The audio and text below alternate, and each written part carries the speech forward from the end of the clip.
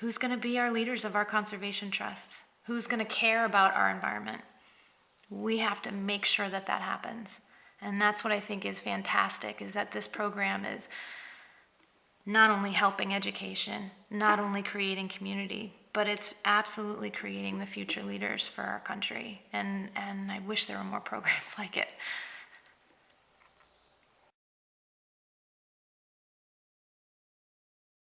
I was a hands-on kid. I think that's why I ended up in agriculture, because everything I did teaching that was hands-on. And I learned so much better that way. These older guys, and you two probably could go with them. And May, would you mind working with these guys? All right, just have 2 groups. How does that look?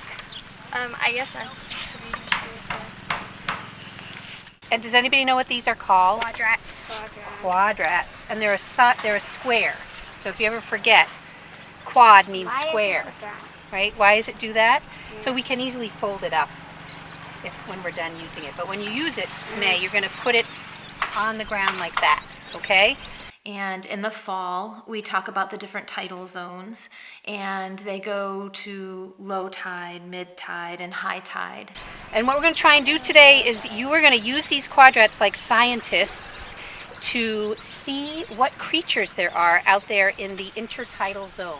So the intertidal zone, as you guys probably know, if you don't, it means the area where the tide sometimes covers and sometimes doesn't. They have a square that they put down, and they take an inventory of the different things that they find, like how many snails do they find, and are they alive or are they not? Do they find seaweed, and what kinds of seaweed do they find? It's going to hold on, and it's going to hold it really, really tight, so it's a hold fast. You know what, I've heard a story about those big ones out in the ocean, that if you're on a kayak and the seas get rough, and you don't want to drift out to sea, if you see some of that attached to a rock somewhere, if you can grab onto it, it will actually hold you in place. That's how strong those are when they're attached to the rocks.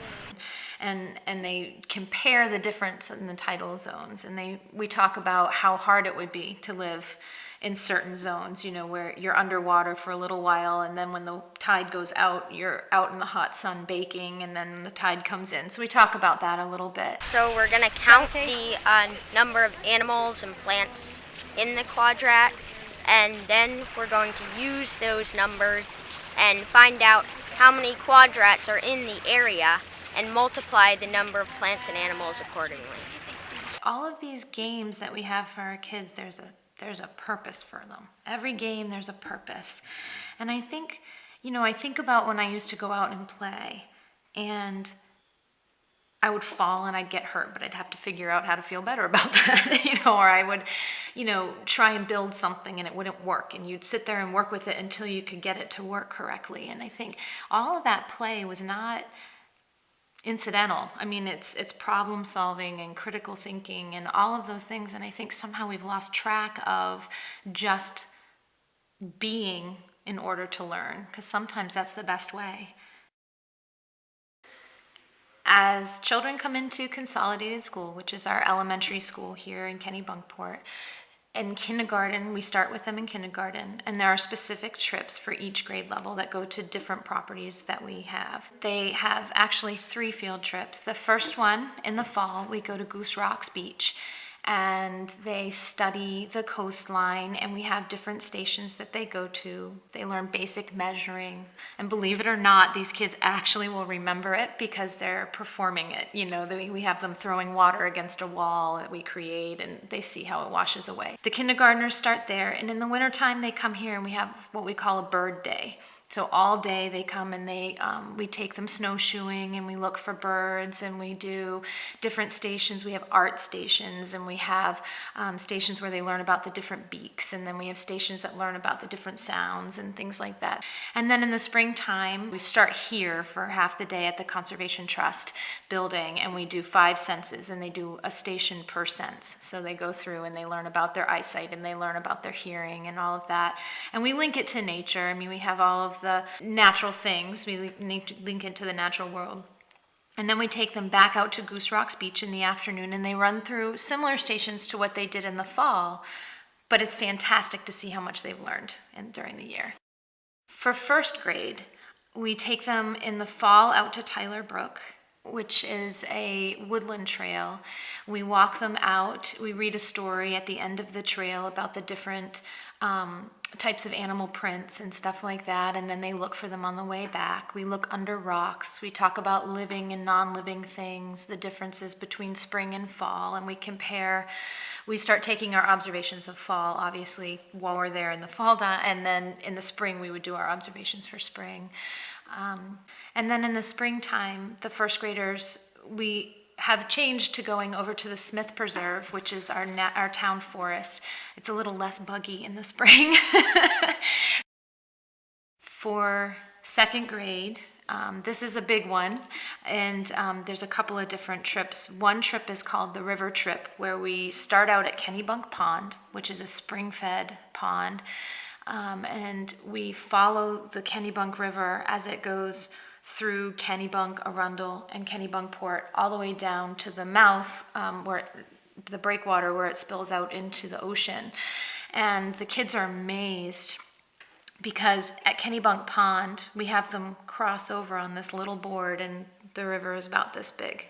And by the time we get to the breakwater, it's, this huge, that boats pass through. So it's sort of fascinating for them.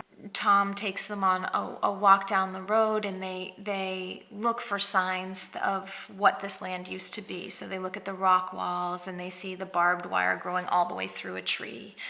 We talk about the history of the fire of 1947. And we take them on walks through the woods to see signs of that fire. So multi-trunked trees, burn scars, things like that can still be found today.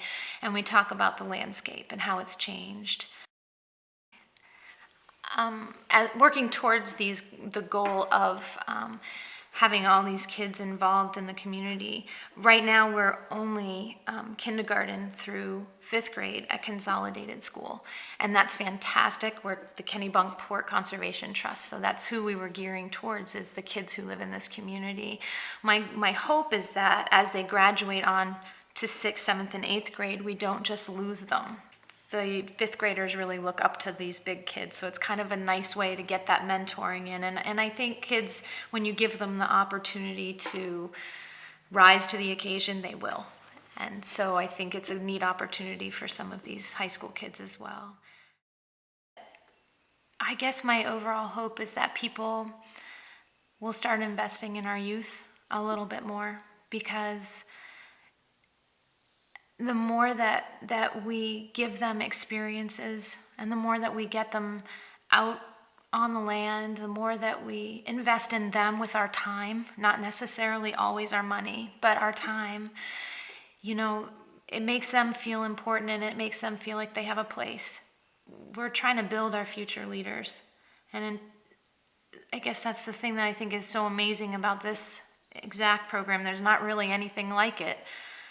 It's that instead of waiting for that all to happen, we're taking an active stance and saying, no, we're going to make it happen. Because if you sit back and wait, nothing's going to happen.